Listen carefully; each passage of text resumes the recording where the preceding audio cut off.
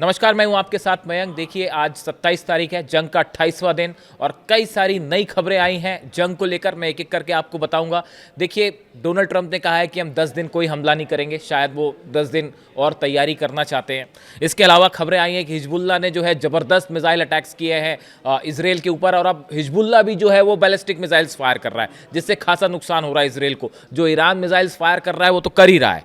इसके अलावा हूती की तरफ से अब जो है एंट्री हो गई है हूती की, और हूती ने साफ कर दिया है कि अगर किसी भी तरह के और हमले होते हैं ईरान पे तो बाब अल मंदाब स्ट्रेट्स को बंद कर दिया जाएगा। ये मैंने आपको पिछले वीडियो में बताया था, और अल्टीमेटली देखिए हूती की एंट्री साफ दिखाई दे रही है। इसी के बीच जर्मनी के विदेश मंत्री का एक और नया बयान आ गया है। उन्होंने कहा है कि अब ईरान और अमेरिका के बीच में सीधी बातचीत हो सकती है बिना किसी मध्यस्थता के। तमाम चीजें, तमाम बातें ईरान की तरफ से फिर साफ कर दिया गया है कि किसी तरह की कोई बातचीत नहीं होगी। ये सब कुछ डेवलपमेंट है, लेकिन इस बीच बेहद अहम खबर जो नॉर्थ कोरिया से आ रही है, और ये कहा जा रहा है कि एक बार फिर नॉर्थ कोरिया के लीडर किम जोंग उन ने इशारों इशारों में ईरान से ये कह दिया है कि अब फौरन न्यूक्लियर टेस्ट करिए, अब तो जल्दी से न्यूक्लियर बम बनाइए, अब जल्दी से न्यूक्लियर परीक्षण कर लीजिए, एटम बम का धमाका कर दीजिए, अब और इंतजार मत करिए। ये संदेश आया है किम जोंग उन का ईरान के लिए। जिस तरह से ये ईरान पर हमले हुए, उसके बाद किम जोंग उनकी तरफ से अपनी सेना को ये कहा गया है कि जो हमारा स्टैंड था न्यूक्लियर टेस्ट करने का, न्यूक्लियर बम बनाने का, वो पूरी तरह से सही साबित हुआ। अब यही हमारी रक्षा भी कर रहा है, ये कहना है किम जोंग उन का। देखिए, नॉर्थ कोरियन जो खबर है मैं आपको बताऊं, North Korean leader Kim Jong Un has vowed that his country is not stepping back from nuclear weapons, not now, not later, not ever.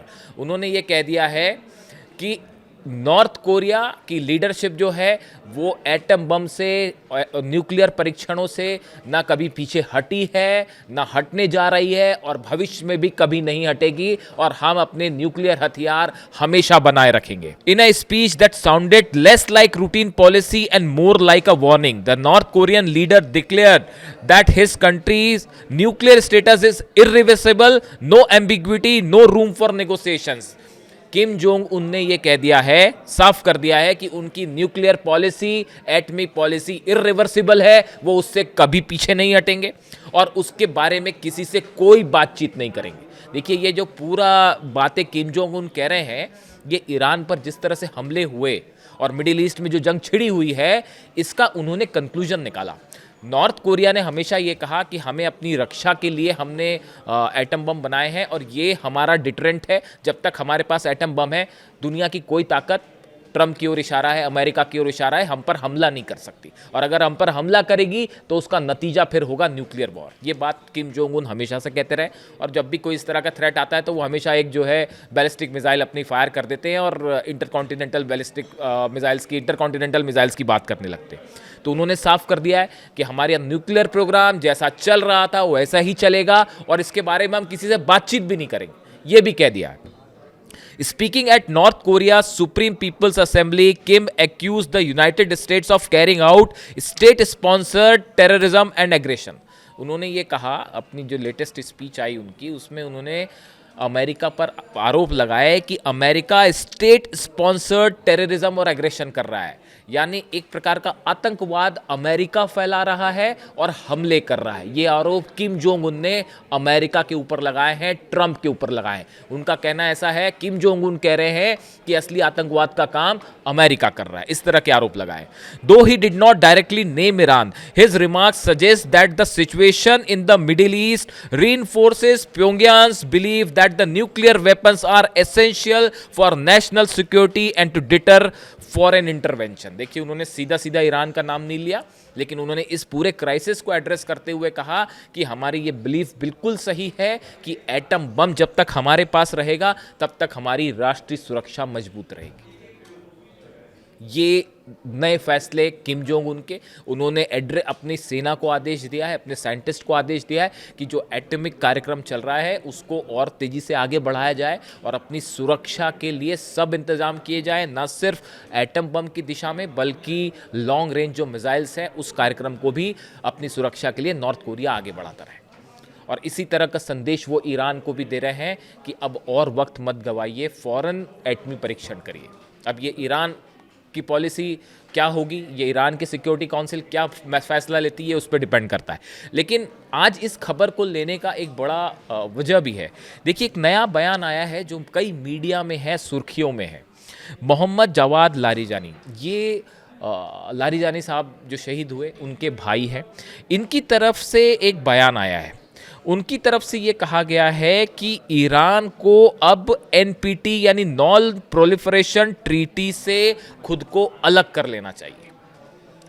देखिए, उनकी तरफ से जो बयान आया इसके बड़े मायने हैं और ये कुछ बड़ा इशारा कर रहा है। देखिए, एक तो मैं इनके बारे में बताना चाहूँगा कि जो मोहम्मद जवाद लारिजानी साहब हैं, a prominent hardliner politician and brother of deceased senior Iranian officer Ali Larijani has been calling for Iran to suspend its membership in the non proliferation treaty amid escalating regional tensions. उन्होंने ये कहा, पहले भी वो ये कह चुके हैं कि एनपीटी से बाहर हो जाए ईरान, अब किसी तरह के कोई कानून मानने की ज़रूरत नहीं है इन हमलों के बाद, और वो जोर दे रहे हैं एनपीटी पर।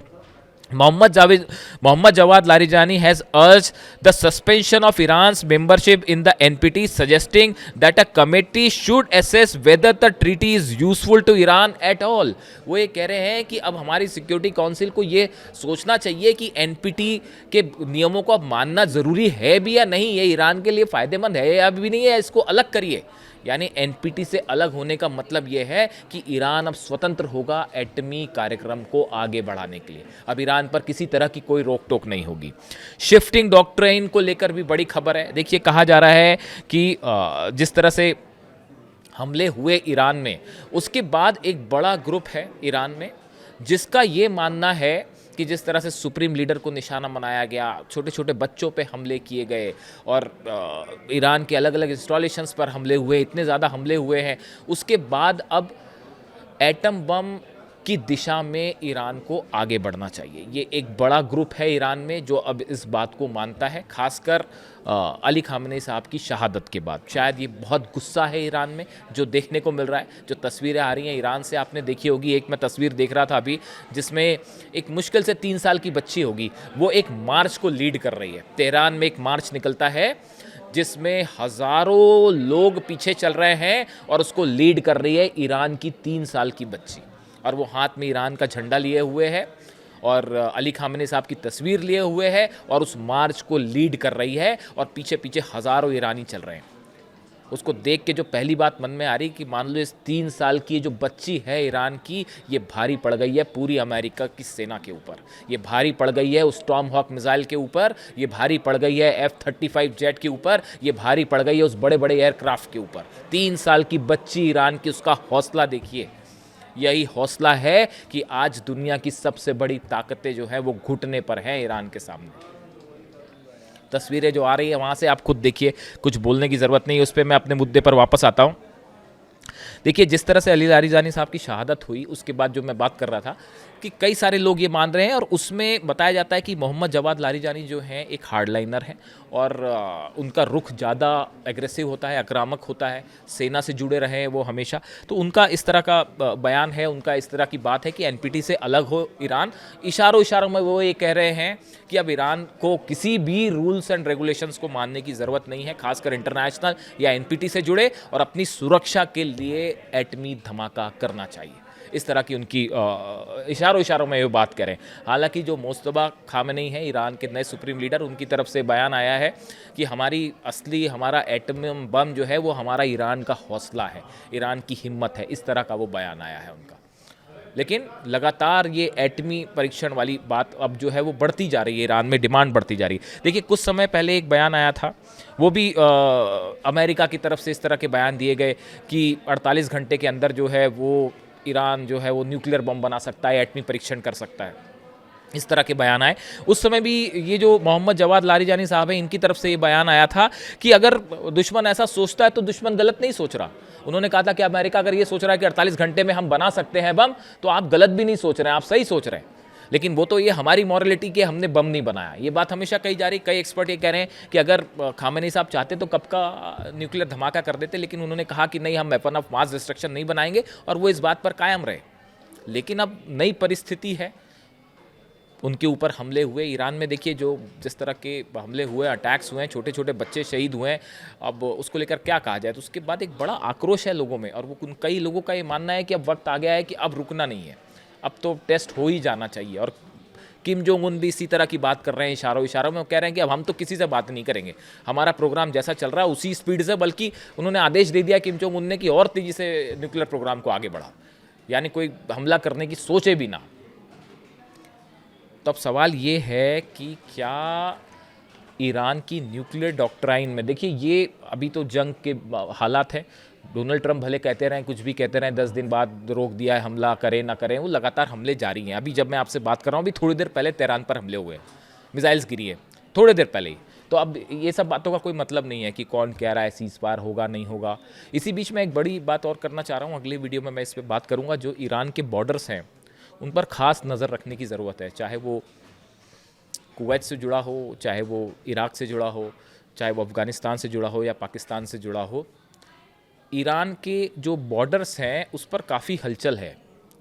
अब मैं क्या कहना चाहता हूँ वो अगले वीडियो में बताऊँगा, बाकी आप खुद समझदार हैं कि कहाँ कहाँ से ईरान पर कहाँ कहाँ से हमले हो सकते हैं। खैर, इसके लिए आगे बढ़ते हैं। तो ये देखिए, ये जो इन्होंने कहा, ये जो बयान सामने आ रहे हैं, उसके बाद बड़े सारे लोगों का इस तरह से मानना है कि इन हमलों के बाद अब वक्त आ गया है कि ईरान को अपनी न्यूक्लियर पॉलिसी पर आगे बढ़ना चाहिए। इसी बीच खबरें ये भी हैं कि हॉर्मूज़ में जिस तरह से स्थिति बनी हुई है, लगातार ये खबरें हैं कि 10,000 मरीन्स भेजे जा रहे हैं हॉर्मूज़ पर और वो हमला कर सकते हैं। उसको लेकर ईरान ने भी अपनी ज़बरदस्त तैयारी कर रखी है। क्या तैयारी, कैसी तैयारी, अगले वीडियो में आपको बताऊँगा। बने रहिए साथ। Thank you so much.